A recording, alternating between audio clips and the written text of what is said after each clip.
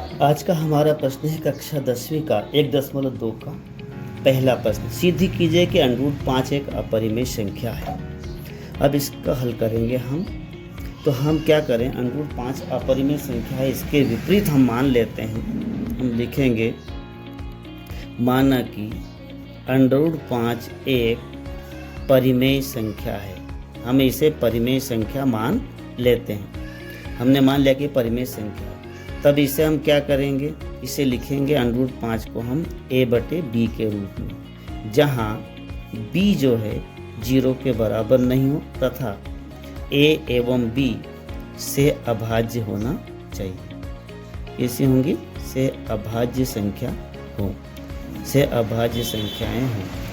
तो a से अभाज्य का मतलब ये होता है कि जिसमें जिन दोनों संख्याओं का एक के अतिरिक्त कोई अन्य घनिष्ठ गुणनफल ना हो, उन्हें सहअभाज्य संख्या कहते हैं। अब हमने a/b का मान क्या माना है, √5। a बराबर b √5, दोनों पक्षों का वर्ग कर दें हम, तो ये हो जाएगा a² बराबर b² √5, 5b² हो जाए।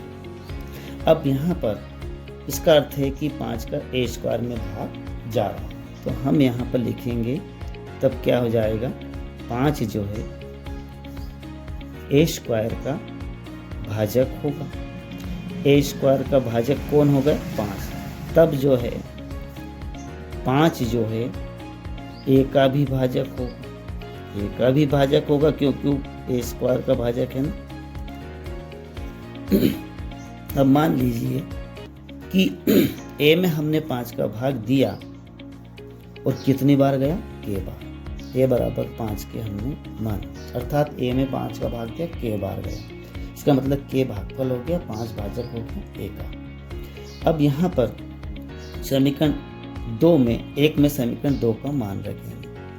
समीकरण 1 में हम 2 का मान रखेंगे।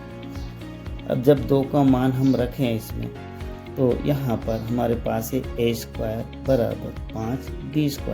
तो यहाँ पर हमने 5k रखा। तो 5k रखने के बाद यहाँ पर 5b², तो 5 का 25 k² बराबर 5b²। 5 से यहाँ काटेंगे, 5 से यहाँ पर अपन भाग दें, तो ये आ जाएगा 5 k² बराबर, ये आ गया क्या, b²। अर्थात b² का भाजक क्या है, 5। 5 b² का भाजक होगा। अब जब 5 b² का भाजक होगा, तब 5 b का भी भाजक होगा, क्योंकि उसी प्रकार से जैसे अपन ने a² वाले मामले में देखा था, इस प्रकार यहाँ भी b² का भाजक होगा, तब 5 b का भी भाजक होगा। अर्थात 5 a और b दोनों का भाजक हो गया। अतः 5 a तथा b दोनों का भाजक है। अतः हमारी कल्पना गलत होती, सहअभाज्य नहीं हुआ। अतः a एवं b सहअभाज्य नहीं है। अतः a तथा b क्या है, सहअभाज्य नहीं है। सहअभाज्य संख्याएं नहीं है। जब सहअभाज्य नहीं है तो हमारी कल्पना गलत हो गई। अतः ये परिमेय संख्या नहीं है, बल्कि क्या है, अपरिमेय संख्या।